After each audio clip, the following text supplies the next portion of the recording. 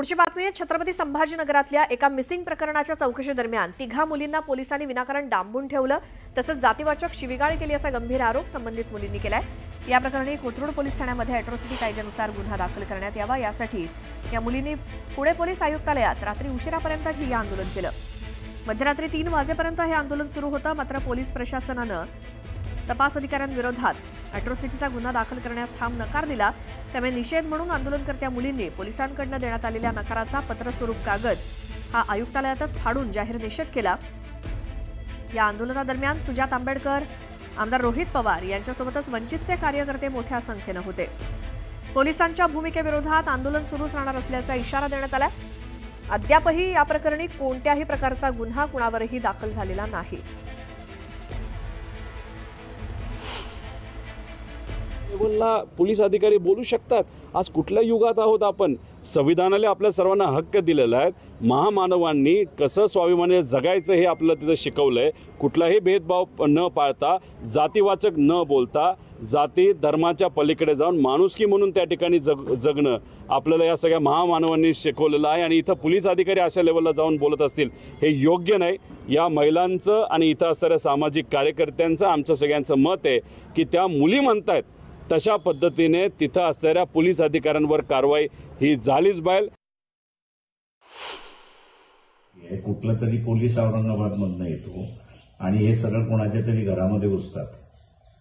कुठल्या कायद्याखाली घुसतात हे?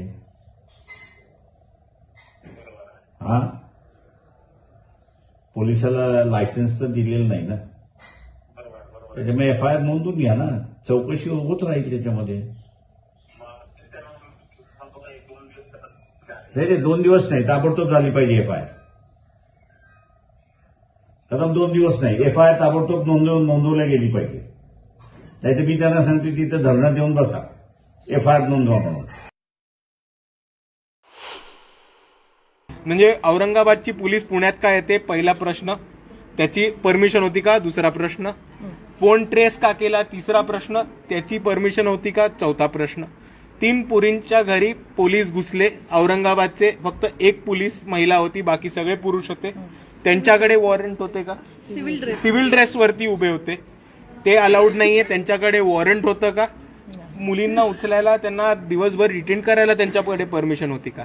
हे सगळे महत्वाचे प्रश्न उपस्थित आहेत। त्याच्या पुढे जाऊन आपण एक गोष्ट समजून घ्या की जेव्हा 1 तारखेपासून या मुलींनी एक मोठा लढा उभा केला की आम्हाला आमचा FIR तरी दर्ज करून घ्या, पोलिसांनी 3 दिवस लावलेत FIR दर्ज करायला, अजूनही FIR दर्ज झालेला नाही। या संदर्भात माहिती घेऊयात आमचे पुण्याचे प्रतिनिधी वैभव सोनावणे यांच्याकडनं। वैभव, तपास अधिकाऱ्यांवरती FIR किंवा गुन्हा दाखल व्हावा यासाठी पहाटे 3:30 वाजेपर्यंत हा सगळा ठिय्या पुणे पोलीस आयुक्तालयामध्ये मांडला गेलेला होता, त्याचं पुढे काय झालं?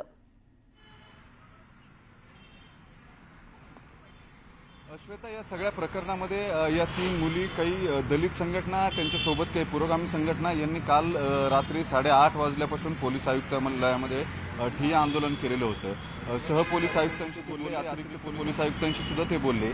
या सगळ्यानंतर त्यांना आश्वस्त करण्यात आलेलं होतं या सगळ्या प्रकरणाची चौकशी करू। तोपर्यंत रात्री 3:30 वाजता कोथरूड पोलिसांनी एक पत्र जे आहे ते या संबंधित मुलींना दिलंय। जी मागणी या सगळ्या आंदोलनकर्त्यांची होती, या प्रकरणामध्ये ज्या ज्या पोलिसांवरती आरोप करण्यात आलेले त्यांच्यावरती अॅट्रॉसिटीचा गुन्हा दाखल करावा, त्याला पुणे पोलिसांनी स्पष्ट शब्दामध्ये नकार दिलेला आहे। जी प्राथमिक चौकशी करण्यात आलेली आहे त्या चौकशीमध्ये या आरोपांमध्ये कुठलंही तथ्य नसल्याचं पोलिसांनी या पत्रामध्ये स्पष्टपणे म्हटलेलं आहे। आणि त्याच्या आधारावरती, या आरोपांच्या आधारावरती जी चौकशी करण्यात आली त्यानुसार अॅट्रॉसिटीचा गुन्हा दाखल करणं हे तुर्तास शक्य नाहीये, असं पोलिसांनी या पत्रामध्ये स्पष्ट लिहून दिलंय। काल ज्या दलित संघटना, पुरोगामी संघटना एकत्रित आक्रमक झालेल्या होत्या, त्याच्याबरोबर राजकीय पक्षाचे कार्यकर्ते सुद्धा होते।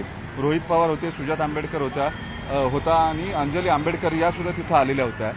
ह्या सगळ्यांनी या मुलींना पाठिंबा दिला। या मुलींचे आरोप अत्यंत गंभीर आहे। 1 तारखेपासून ते पाठपुरावा करत होते या सगळ्या प्रकरणाचा।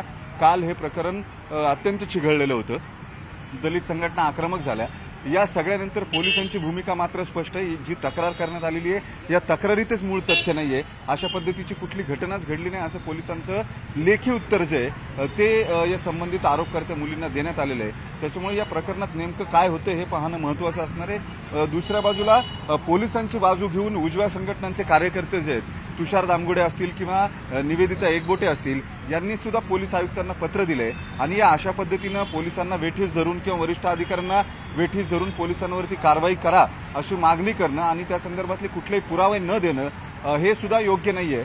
या अशा संघटनांच्या दबावाखाली पोलीस आयुक्तांनी येऊ नये आणि प्रत्यक्षात चौकशी करून जे सत्य असेल तशा पद्धतीनं कारवाई करावी अशी मागणी थेट पत्र लिहून केली आहे तुषार दामगुडे आणि निवेदिता एकबोटे यांनी.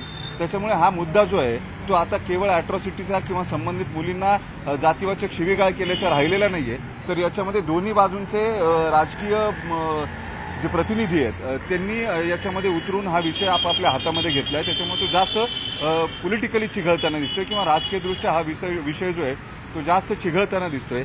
3 मुली आणि पोलिसांच्या प्रकरणामध्ये जे प्रश्न उपस्थित केलेले आहेत त्याच्याबद्दलचे खुलासे मात्र पोलिसांनी अजून केलेले नाहीत.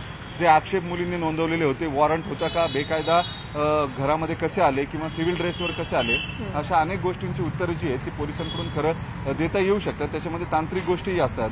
डिटेक्शन ब्रांचचे पोलीस हे युनिफॉर्मवरती नसतात. नोटीस दिलेल्या असतील संबंधित मुलींना किंवा इंटिमेट केलेलं असेल तरी त्यांना पोलीस स्टेशनला बोलवता येऊ शकतं. अशा अनेक गोष्टी आहेत. हे सगळं पोलिसांनी केलं होतं का किंवा या सगळ्या एकूण आरोपांमधलं प्रत्यक्षात चौकशीमधलं तथ्य काय हे सुद्धा बिलकुल. वैभव थोडंसं थांबवते. आरपीआय खरात गटाचे नेते सचिन खरात आपल्यासोबत आहेत. सचिनजी, जो काही प्रकार छत्रपती संभाजीनगर आणि पुणे इथे घडला या 3 मुलींबाबत त्यावरती तुमचं काय मत आहे?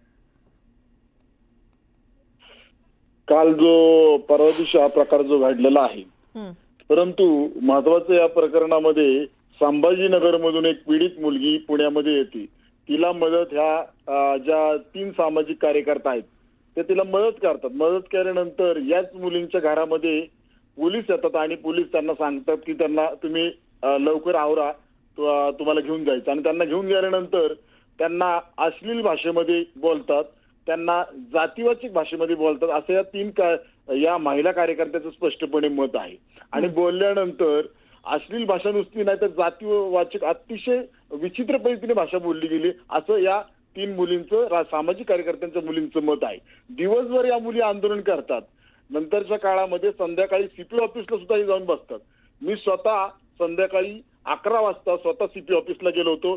त्यावेळेस आदरणीय सुयशदादा, आदरणीय रोहितदादा सुद्धा तिथं उपस्थित होते.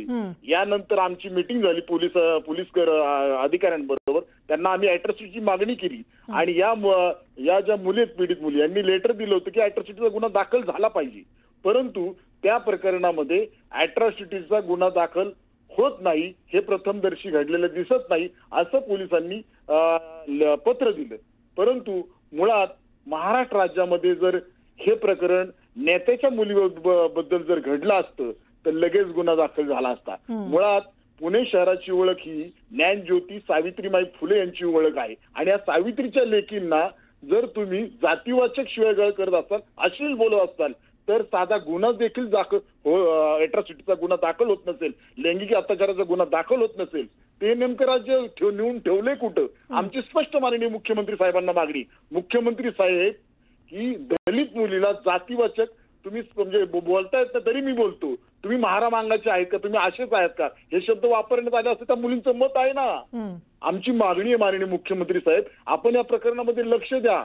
महाराष्ट्र राज्यामध्ये महिला दलित मुली असुरक्षित आहेत हे स्पष्टपणे. आणि ह्या मुली 3 मुली ज्या सामाजिक कार्यकर्त्यात ह्या मदत करण्यासाठी गेल्यात ना, आणि मदत करण्यासाठी गेलेला असताना त्यांना जर असं होत असेल तर अतिशय चुकीची बाब आहे. आमची स्पष्ट मुख्यमंत्री साहेबांना मागणी की कोणत्याही परिस्थितीमध्ये या प्रकरणामध्ये ज्या पोलीस अधिकाऱ्यांनी लैंगिक भाषा केलेली आहे, जातीवाचक भाषा केलेली आहे, त्यांच्या अॅट्रॉसिटीचा गुन्हा दाखल झालाच पाहिजे, ही आमची आपल्या माध्यमातून मी मागणी करत आहे. बिलकुल. सचिनजी, धन्यवाद. तुम्ही न्यूज 18 लोकमतशी बोललात त्याबद्दल.